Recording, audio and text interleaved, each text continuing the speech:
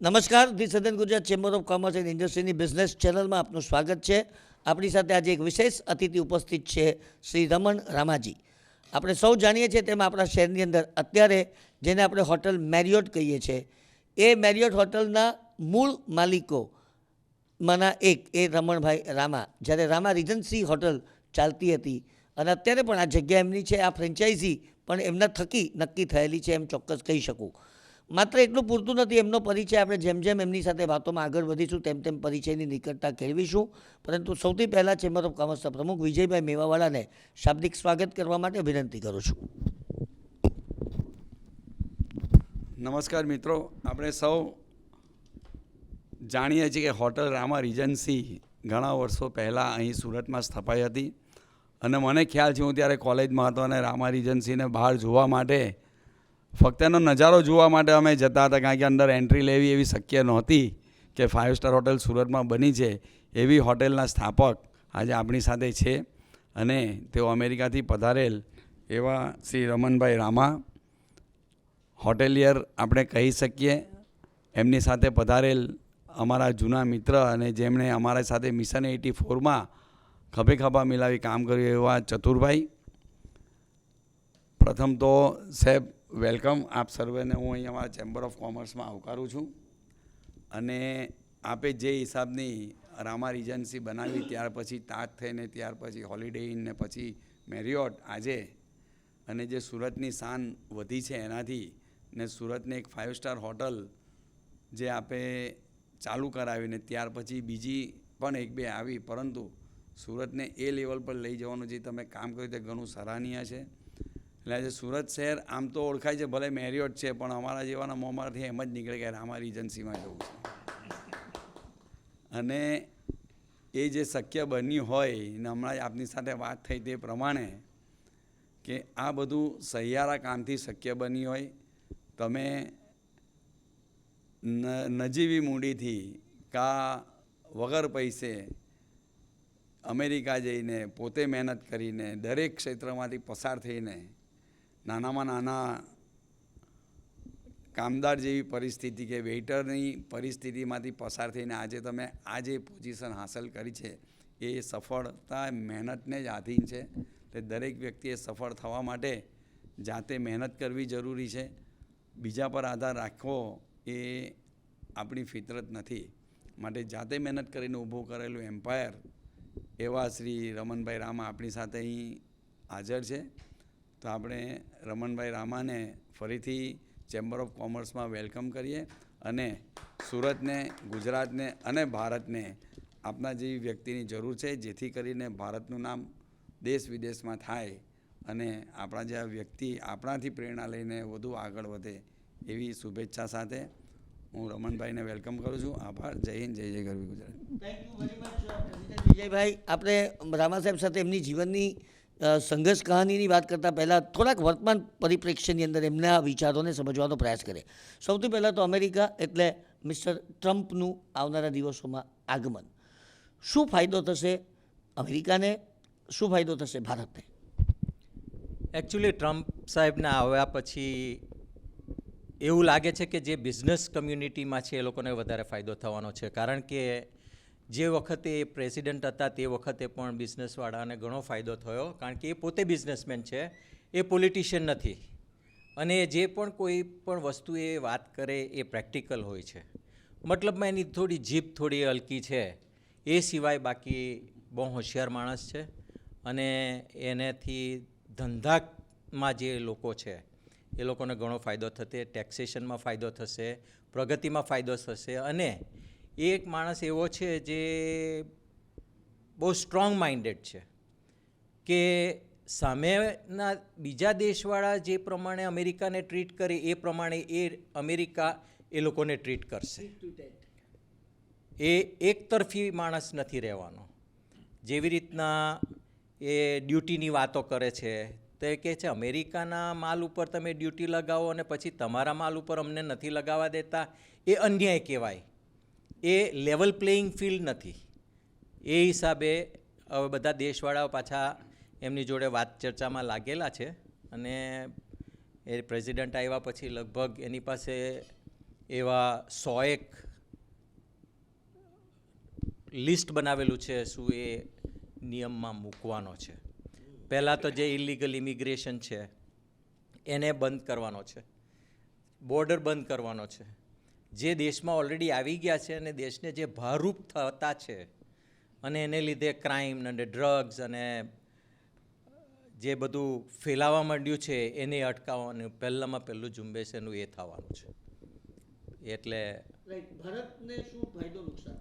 ભારતને એ મોદી સાહેબનો બહુ ચાહક છે અને મોદી સાહેબના ચાહક અને બેઉના વિચારો પ્રગતિ અને દેશ પ્રથમનું જે એનું મંતવ્ય છે એ મોદી સાહેબનું જેવું જ છે. માટે એ બેઉની કેમેસ્ટ્રી બરાબર મેચ થાય છે. એટલે એ હિસાબે જોવા જઈએ તો ભારતની અમુક પોલિસી અમેરિકા પ્રત્યે જો જુદી હશે તો એ લોકો બેઉ વિચારણા કરીને સમાધાન કરશે એવું લાગે છે મને. મોદી સાહેબના ચાહક હોવું એક વાત છે અને 125 કરોડનું માર્કેટ હોવું એ બીજી વાત છે. What is the difference? ડિફરન્સની અંદર એ લોકોને આપણી જરૂર છે ને આપણને એની જરૂર છે. ટેકનોલોજીમાં એ લોકોને આપણની જરૂર છે અને બીજી બધી બાબતમાં આપણે એ લોકોની જરૂર છે. એટલે બેઉને જો બે હાથે તાળી પડે. અમેરિકામાં ક્રાઇમ રેશિયો કેમ વધે છે? ક્રાઇમ રેશિયો વધે છે કારણ કે જે આગલી સરકાર હતી એ લોકોએ બહુ ઢીલ મૂકી અને એને કારણે બધાએ એવું માની લીધું કે આપણે કંઈ પણ કરીએ તો આપણા પર એક્શન લેવાની નથી. ખાસ કરીને તમે જુઓ કેલિફોર્નિયાની અંદર કેટલી હાલત બગડી ગઈ છે કે તમે $999 સુધીની વસ્તુ તમે દુકાનની અંદર જઈને તમે ઉઠાવો તો તમને કોઈ પકડી નથી શકતો અથવા એ લોકોથી પકડાય બી નહીં અને તમને છોડી દે. ઉલટામાં વધુ એ લોકોએ એવું કર્યું, વચ્ચે કાયદો એવો લાવેલા કે જો દુકાનદાર કોઈને અટકાવશે તો દુકાનવાળાને ફાઇન થશે. એટલે એ રીતનું બધું આંધાધૂંધીવાળું કામ થઈ ગયું છે. હવે એ શરમજનક તો એ વસ્તુ બી કહેવાય કે કેલિફોર્નિયાની અંદર જે સેનેટર ને કોંગ્રેસને વાળા બધા છે એ ડેમોક્રેટિક સ્ટેટવાળા છે એ લોકો પોતે એ કંટ્રોલ નથી કરી શકતા. પોતાનું રાજ 4 વર્ષ ચાલ્યું એની અંદર આ કંટ્રોલ ન કરી શક્યા હોત ને પાછા એ લોકો સત્તામાં આવ્યા હોત તો શું ફરક પડવાનો હતો? એ હિસાબે ટ્રમ્પ સાહેબ જીત્યા છે. ટ્રમ્પ સાહેબની જીતની અંદર ભારતીયોનો અને ખાસ કરીને ગુજરાતીઓનો બહુ મોટો હાથ છે. ગુજરાતીઓને જે ધંધામાં છે ને એ લોકોનો ખાસ હાથ ખરો એમ કહેવાય.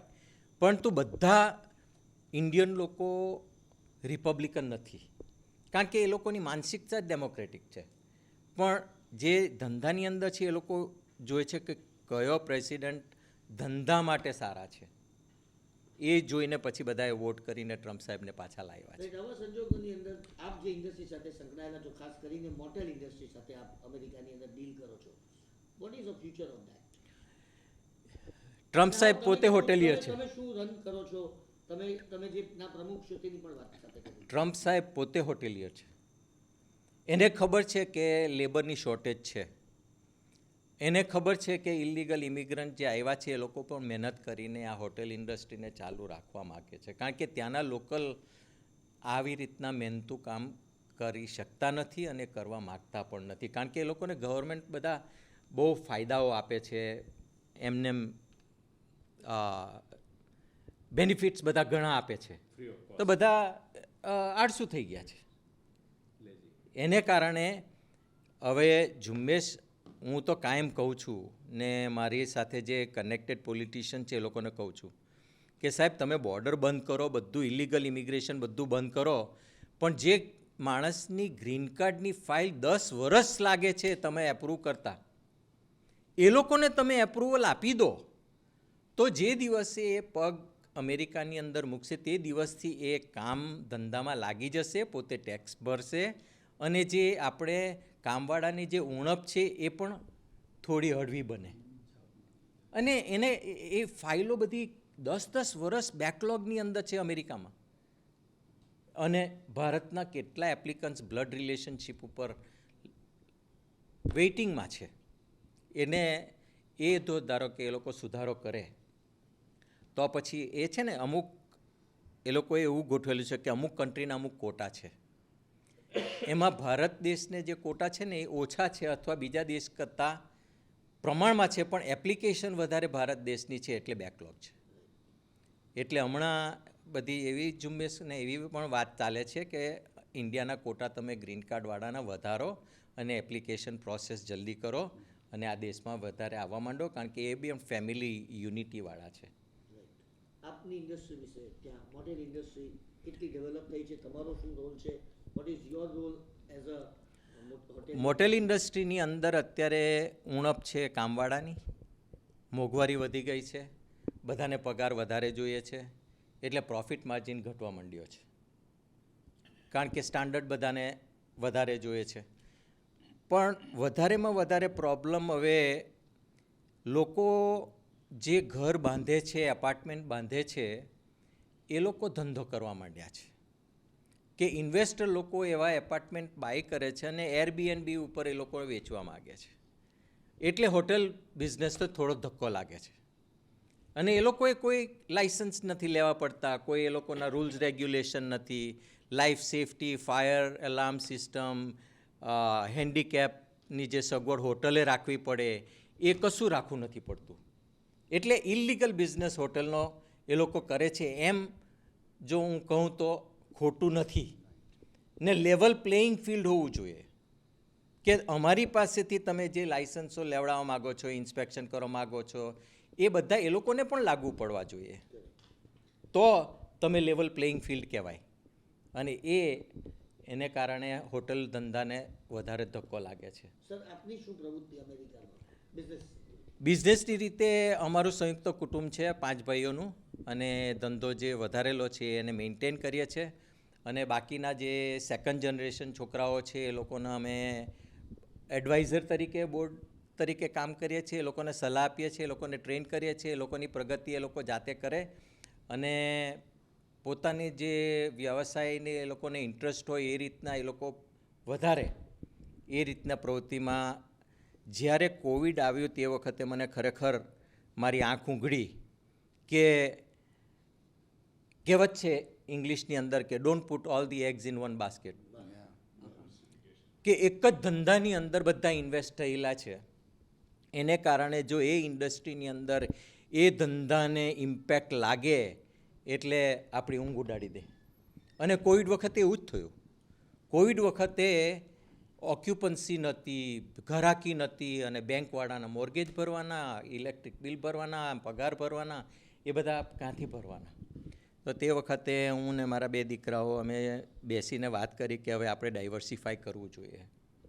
અને ત્યાર પછી મારા છોકરાઓએ જાતે જ ઇન્ટરેસ્ટ લેવા માંડ્યો કે ડેડી જે કહે છે એ સાચી વાત છે. એટલે અમે આઈટી સ્ટાર્ટઅપ કંપનીઝની અંદર ઇન્વેસ્ટ કર્યું છે અને સ્પોર્ટ્સની અંદર ઇન્વેસ્ટ કર્યું છે.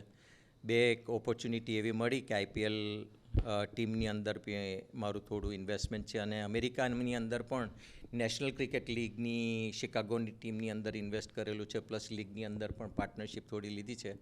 અને સ્ટાર્ટઅપ આઈટી કંપનીઝની અંદર લગભગ 7 કે 8 કંપનીઝમાં છે. એમાંથી 3 યુનિકોર્ન છે અત્યારે. પ્લસ એક ફંડમાં એવું ઇન્વેસ્ટ કર્યું છે જે સ્ટારલિંક સાથે ઇન્વેસ્ટેડ છે, અને ન્યુરોલિંક જે ટેસ્લાના ઇલોન મસ્કની કંપનીઝ કહેવાય. ડાયરેક્ટ તો ઇન્વેસ્ટ નથી થતી, અને એ લોકો આઈપીઓમાં શેર બજારમાં પણ નથી આવ્યા, પણ એક કેપિટલ ફંડ હતું એની અંદર ઇન્વેસ્ટ કરેલું છે થોડું. જોઈએ હવે ક્યાં જાય છે. આઈપીએલમાં તમે રસ ધરાવો છો, તમે કીધું કે you are also part of it as a finance partner. તો ભારતના સ્ટાર્ટઅપમાં તમને કોઈ રસ પડે ખરો?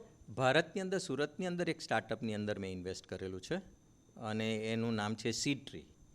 સીટ્રી ઇન્ટિરિયર ડિઝાઇન, ડેકોરેશન અને રેનોવેશન માટેનું પ્લેટફોર્મ છે, જેની અંદર બધા કન્સલ્ટન્ટ, આર્કિટેક્ટ, કોન્ટ્રાક્ટર્સ બધા એક પ્લેટફોર્મ ઉપર આવે ને પછી એકબીજા જોડે આખું પ્રોજેક્ટનું ડિસ્કશન અને કમ્પ્લીશન સુધીનું બધું કામ એ સાઇટ ઉપર થાય છે.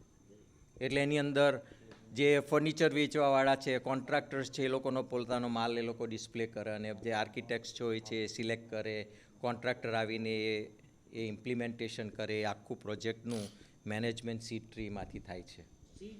સીડ ટ્રી એમાં કરણ અતોડરિયા ઇઝ ધ ચીફ ઓફિસર, અને he is the founder of the company. અને એનું ઇન્વિટેશન આવ્યું હતું, તો એવું લાગ્યું કે આ ની અંદર સપોર્ટ કરવા જેવો છે. ઇન્વિટેશન આવે તો રસ પડે ખરો આપને?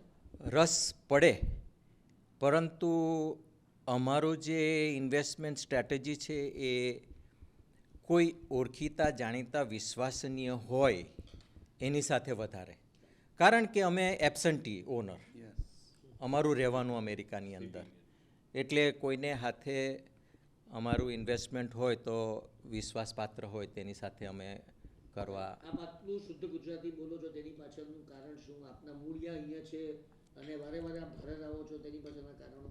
એકચ્યુઅલી મારો જન્મ મલાવી આફ્રિકામાં થયો અને 1964ની અંદર જ્યારે મલાવીને ઇન્ડિપેન્ડન્સ મળ્યું તો ગવર્મેન્ટે કીધું કે 17 વર્ષના છોકરા છોકરીઓ થશે તો એ લોકોને મિલિટરીમાં જવું પડશે, અને મારા father against military, against violence, આપણે હિન્દુ જ રહ્યા, એટલે અમને બધાને ઇન્ડિયા ભણવા માટે મૂકી ગયા, અને મારા ફાધર મધર પાછા આફ્રિકા ગયા. આપનો જન્મ 64માં? ના, મારો જન્મ મલાવીમાં, પણ 64માં અમે ઇન્ડિયા આવ્યા. એ ચોથા ધોરણથી કોન્વેન્ટ સ્કૂલ નવસારીમાં ભણ્યા 8મા સુધી, પછી બરોડા રોઝરીમાં ભણ્યા, ત્યાર પછી MS યુનિવર્સિટીમાં BCom કર્યું, પછી પાછો કોન્વેન્ટ સ્ટેટ બેંક ઓફ ઇન્ડિયામાં મેં નોકરી કરી ભદ્ર બ્રાન્ચમાં. 6 મહિના સુધી જ નોકરી મેં કરી, કારણ કે પછી મારા ફાધરના કાકાને સ્ટ્રોક આવ્યો અને પેરાલિસિસ થયો, એટલે પછી મેં કે ફેમિલી કમ્સ ફર્સ્ટ, સેવા માટે હું ગામ જતો રહ્યો, એમને પાછા ચાલતા કર્યા. ને પછી મારા એ ફાધરના કાકા હતા, એમ કે અમેરિકાના વિઝા માટે એપ્લાય કરો, તો 4 વાર મને રિજેક્ટ કરવામાં આવ્યો, કારણ કે મારી ગ્રીન કાર્ડની ફાઇલ મારા ભાઈએ મૂકેલી હતી, એટલે અમેરિકન કાઉન્સિલને થયું કે આ જશે તો પાછો આવશે નહીં, એટલે રિજેક્ટ કર્યો. તો એક દિવસ સિટી બસમાં ટ્રાવેલ કરતો હતો, તો મેં મારી ટીચર્સ જે સાયન્સ ને મેથ્સ મને ભણાવતી કોન્વેન્ટમાં 4થા 5મા 6ઠા 7મા, ને એમને વાત કરી કે મારે એકાઉન્ટિંગ, મારે BComની ડિગ્રી છે, મારે એકાઉન્ટિંગની જોબ જોઈએ છે, કંઈ હોય તો મને કહેજો. તે કે તું સ્કૂલે આવ કાલે, કોન્વેન્ટ સ્કૂલની અંદર કોમર્સ સેક્શનની અંદર સ્કૂલ 1.5 મહિનોથી આ ચાલુ થઈ ગયા છે, પણ ટીચર નથી મળતા, ઇકોનોમિક્સ અને બિઝનેસ એડમિનિસ્ટ્રેશન. તો બીજે દિવસે હું મળવા ગયો તો Navsari convent school, saint Francis of Assisi. સિસ્ટરે કીધું કે કાલથી ચાલુ કરો, તમારે ઇકોનોમિક્સ અને બિઝનેસ એડમિનિસ્ટ્રેશન ભણાવવાનું છે. તો પહેલે દિવસે 45 મિનિટ છોકરાઓને લેક્ચર આપ્યું કે મારા ક્લાસની અંદર ડિસિપ્લિન ઇમ્પોર્ટન્ટ, ક્લાસની બહાર જઈશું તો આપણે વોલીબોલ સાથે રમીશું, ક્રિકેટ રમીશું, મૂવીમાં જઈશું, રેસ્ટોરન્ટમાં ખાવા જઈશું, એ બધું બરાબર, આ 4 દિવાલની અંદર નહીં. 6 મહિના પછી ઇન્સ્પેક્ટર આવ્યા, મારી ફાઇલ કાઢી કે આ ભાઈ નોકરી નહીં કરી શકે. તો સિસ્ટરે કીધું કે તમે એમના ક્લાસમાં બેસો અને જુઓ કેવી રીતના ભણાવે છે. તો મને 4 ક્લાસમાં બેઠા, 11મામાં 2 અને 12મામાં 2. પછી સિસ્ટરને મળવા ગયા હતા કે ભણાવવાની રીત ને પદ્ધતિ ને બધું સારું છે, ઇંગ્લિશની ફ્લુઅન્સી સારી છે, પરંતુ એ ક્વોલિફાઈડ નથી. એટલે સિસ્ટરે કીધું કે શું પ્રોબ્લેમ છે? તે કે BCom થયેલો છે અને B.Ed પણ નથી, જે પ્રાઇમરી સેક્શનમાં જોઈએ, અને હાયર સેકન્ડરીમાં તો M.Ed જોઈએ, તો B.Ed પણ નથી ને M.Ed પણ નથી, તો એ કેવી રીતના ભણાવી શકે? તો સિસ્ટરે એને કીધું એક કામ કરો, તમે એના જેવો એક ટીચર શોધી લાવો, આ તો ખાલી મને સ્કૂલમાં મદદ કરે છે, આ સ્કૂલનો જૂનો વિદ્યાર્થી છે, અમેરિકા જવાનો છે, એ પૈસા માટે નોકરી નથી કરતો.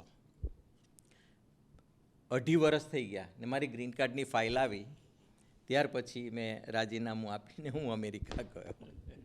રાઈટ, એક નાનકડી વાત કરીને કાર્યક્રમમાં આપણે અંત લાવીશું. ત્યાં તમે પછી કઈ રીતે બિઝનેસ ડેવલપ કર્યો? ફેમિલી બિઝનેસ, એટલી નાનકડી સ્ટોરી કરી એટલે આપણને ખ્યાલ આવી જાય કે તમારો સંઘર્ષ કઈ રીતે આગળ વધ્યો. હું ત્યાં આગળ 1981 જૂનમાં ગયો, અને મારા ભાઈઓ ઓલરેડી 3 હતા જ, અને એમની જોડે હું જોડાયો. ને પહેલે તો એકદમ લો લેવલના બધા ડિપાર્ટમેન્ટ્સ હતા, એમાં મેં જાતે કામ કર્યું, કારણ કે મારે શીખવું હતું ધંધો નીચેથી હું જાતે ધંધો શીખું અને ધંધો કરું, તો પછી જે વખતે હું મેનેજર થાઉં તો મને ખબર પડે કે નીચેનું ઇન્સ્પેક્શન કેવી રીતના કરવાનું, કયા સ્ટાન્ડર્ડ મેન્ટેન કરવા પડે, અને એ લોકોને મદદની જરૂર પડે તો કેવી રીતના હું મદદ કરી શકું, કોઈ સ્ટાફ ના આવે તો જાતે કેવી રીતના ચલાવી લેવું, જાતે રૂમ કેવી રીતના સાફ કરવા. એ હું અને મારી વાઈફે બેવે કામ કર્યું છે વર્ષ કે 4.5 સુધી, જ્યારે જરૂર પડી ત્યારે. એને કારણે મને છે ને મારા નેચરની અંદર એમાંથી નમ્રતા આવી, ને નમ્રતા આવી એનું મુખ્ય ફાયદો મને પોતાને અંદરથી થયો કે જે મારા માટે કામ કરે છે એના વગર મારું ચાલવાનું નથી ધંધો, પણ એ તે જે હ્યુમન રિલેશનશિપ્સ અને એક બીજા માટે જે મ્યુચ્યુઅલ રિસ્પેક્ટ હોવું જોઈએ એ હું એમાંથી શીખ્યો કે મારે કેવી રીતના ટ્રીટ કરવું જોઈએ લોકોને. I would want to treat them like I want other people to treat me with respect, with ethics, with truth. And that is the principle that I have always followed.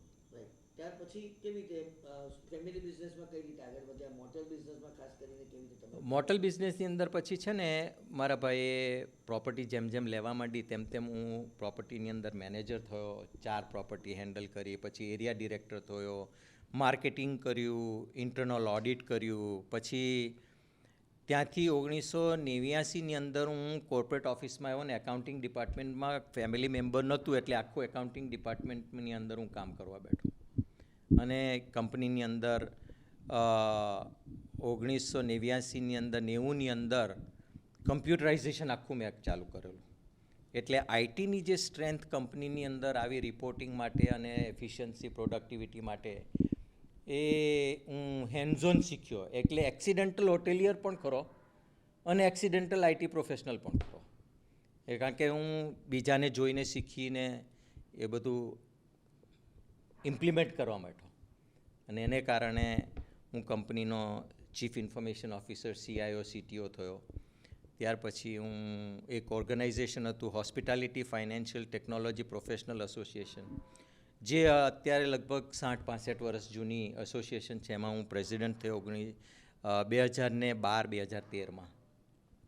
આખી દુનિયાની અંદર મોટામાં મોટો technology hotel ઇન્ડસ્ટ્રીનો જે show કરે એ અમે કરીએ. અને પછી અહોવા સાથે હું એજ્યુકેશન કમિટીમાં ચેરપર્સન હતો. એજ્યુકેશન અને એ મુખ્યત્વે મારો ઇન્ટરેસ્ટ. મારા જીવનનો ધ્યેય જે માતાજીએ મને કહ્યું છે, અમે પોંડિચેરી માતાજી અને શ્રી અરવિંદોના માનનારા છીએ. માતાજીએ એવું કહ્યું છે કે let your life be useful. જે કારણસર તમે જન્મ્યા છો લેટ ઇટ બી યુઝફુલ. એટલે તે વખતે એ બહુ નાનું સેન્ટન્સ છે પણ બહુ ડીપ છે. એમાંથી મેં વિચાર કર્યો કે જે હું શીખ્યો છું, મેં જે ભૂલો કરી છે એ ભૂલો બીજા લોકો ના કરે, એમાંથી શીખે અને જે હું કામ કરીને જે રીતના સક્સેસ મેળવ્યું છે એમાંથી પણ શીખે. એટલે ભૂલમાંથી પણ શીખવાનું અને જે સારી પોલિસીસ છે ઇમ્પ્લિમેન્ટેશન એમાંથી પણ શીખવાનું. એ જીવનનો મારો ધ્યેય મેં બનાવી દીધો કે જે વસ્તુ મારા દિલમાં છે, મારા મગજમાં છે, જે મેં કામ કર્યું છે, અનુભવ છે, એ મારે સ્મશાને નથી લઈ જવું, મારે પાછળ છોડી જવું છે. એને કારણે જે યંગસ્ટર્સ છે, છોકરાઓ છે, એમની જોડે હું જ્યારે ચર્ચામાં ઉતરું ત્યારે એ લોકો બધા મને પ્રોત્સાહન આપે કે અંકલ તમારે તો બાયોગ્રાફી લખવી જોઈએ તમારી, પણ હજુ એ સ્થિતિ ઉપર હું પહોંચ્યો નથી. એ ભવિષ્યમાં કદાચ થશે પણ ખરું, થોડું ચાલુ કર્યું છે એ દિશામાં વિચાર કરવાનું. તમે માતાજીનો ઉલ્લેખ કર્યો એટલે પૂછવાનું મન થાય છે કે આપણે ભારતની અંદર સુરતની અંદર ખાસ કરીને ઓરો યુનિવર્સિટીની સ્થાપના આપના પરિવારે કરી. એની અંદર પણ આ જ દ્રષ્ટિબિંદુ છે કે જ્યારે છોકરાઓને બુકનું જ્ઞાન મળે છે તો એ લોકોને પ્રેક્ટિકલ જ્ઞાન ઓછું મળે છે ને એ બહાર લાવવા માટે યુનિવર્સિટી અને ઇન્ડસ્ટ્રી બેવનો મેળાપ થવો જોઈએ. એમાં પાછું ત્રીજું એંગલ છે એ માતા પિતાનું છે. એટલે સ્ટુડન્ટ, પેરેન્ટ્સ અને ઇન્ડસ્ટ્રી એ 3 લેગેડ સ્ટૂલ છે, 3 પગવાળું સ્ટૂલ છે. એમાંથી એક પગ કાઢી નાખો તો સ્ટૂલ પડી જાય. એ થિયરી પર આ યુનિવર્સિટીની સ્થાપના થઈ અને તે જ અત્યારે પણ ચાલીએ છે. કારણ કે મુખ્ય વસ્તુ માતાજીએ કહી છે કે કોઈ પણ ધંધો તમે કરો ને તો એની અંદર સ્પિરિચ્યુઆલિટી આવવી જોઈએ. સ્પિરિચ્યુઆલિટીની અંદર હોટેલ ઇન્ડસ્ટ્રીમાં જ્યારે હું હજુ કામ કરું છું ત્યારે હું એવું વિચાર કરું કે હું રૂમ સાફ કરું તે વખતે મારે વિચાર એવો કરવો જોઈએ કે આ ભગવાન આ રૂમમાં રહેવાના છે. એટલું પરફેક્શન કોઈ બી કામની અંદર તમે ડેડિકેશન ટુ ધ ડિવાઇન કરો તો ડિવાઇનને એ વસ્તુ ગમશે કે નહીં હું જે કરું છું એમાંથી, તો એ વસ્તુ ઓલવેઝ સારી થાય, કારણ કે એની અંદર ડિવાઇનનો ફોર્સ છે. આપણે તો ડિવાઇનના ઇન્સ્ટ્રુમેન્ટ છીએ, આપણે કશું નથી કરતા, પણ આપણે ડિવાઇનની આગળ આપણી જાતને ઓપન રાખીએ તો ડિવાઇનને એમ થાય કે આ ઇન્સ્ટ્રુમેન્ટ થ્રુ આપણે કામ કરવા જેવું છે. અને અમારું કુટુંબ એવું નસીબદાર છે કે માતાજી અને શ્રી અરવિંદોના કામો જે અમે કરીએ છીએ એ લોકોની જ પ્રેરણા છે. એ લોકોએ જ અમને એ લોકોના વેહિકલ બનાવ્યા છે કે જે આ કામ કરી શકીએ છીએ. તો મિત્રો, રમણભાઈ રામાની આ કેટલીક અદ્ભુત વાતોની સાથે આજનો આ the southern Gujarat chamber of commerce and ઇન્ડસ્ટ્રીની બિઝનેસ ચેનલનો એપિસોડ સમાપ્ત કરીએ છીએ. એક છેલ્લો પ્રશ્ન પૂછીને આજની વાતને અલ્પ વિરામ આપવાનું પસંદ કરીશું. સુરત તમને કેમ ગમે છે? સુરત ગમવાનું કારણ એક છે કે 89ની અંદર જ્યારે મારા ભાઈ આર્કિટેક્ટ અને એન્જિનિયર હતા આઈઆઈટી ખડગપુરની અંદર, તો બધા ભાઈઓ બેસીને વિચાર કર્યો કે આપણા જે છોકરાઓ છે, આપણો વંશ છે, એ લોકોને ભારત સાથે કનેક્ટેડ રાખવા હોય તો આપણે ભારતમાં કંઈ કરવું જોઈએ. અને તે વખતે મોદી સાહેબ ચીફ મિનિસ્ટર હતા અને એમને ટુરિઝમને પ્રોત્સાહન આપવું હતું, તો એમણે અમુક એરિયા એવા ખોલેલા જેની અંદર એ પ્રોત્સાહન આપવા માગતા હતા. તો સુરત માટે અમારે ખાસ વિચાર એવો હતો, કારણ કે અમારું ગામ અહીંયાથી 45 મિનિટ જ છે, એને કારણે અમે અહીંયા કર્યું. પ્લસ સુરતની અંદર 5 મેજર ઇન્ડસ્ટ્રીઝ, પહેલાં તો ડાયમંડ, ટેક્સટાઇલ, પેટ્રોકેમિકલ, ગેસ અને સ્ટીલ, એટલે હબ ને ઇન્ટરનેશનલ ટ્રાવેલ. લોકો અહીંયા જ્યારે બહાર પરદેશથી આવતા હતા એ લોકોને માટે રહેવાની કોઈ જગ્યા નથી સારી એવી, એવું કહેવું તો તે વખતે 1989ની અંદર. ને અમે હોટલ ઇન્ડસ્ટ્રીમાં ઓલરેડી હતા, જાણીતો ધંધો અને જાણીતા પ્રદેશની અંદર કરીએ ને આપણા કલ્ચરની અંદર છે અતિથિ દેવો ભવ. કોઈ બી માણસ હોટલ ધંધો કરી શકે, કારણ કે આપણે આગતા સ્વાગતામાં માનીએ, એની નેચરલ વસ્તુ છે. ને આપણા ગુજરાતી લોકોને અમેરિકાની અંદર જે સક્સેસ છે એનું પાછળ કારણ આ જ છે કે મહેમાનગતિ કરતાં આપણને સારી આવડે ગુજરાતી લોકોને.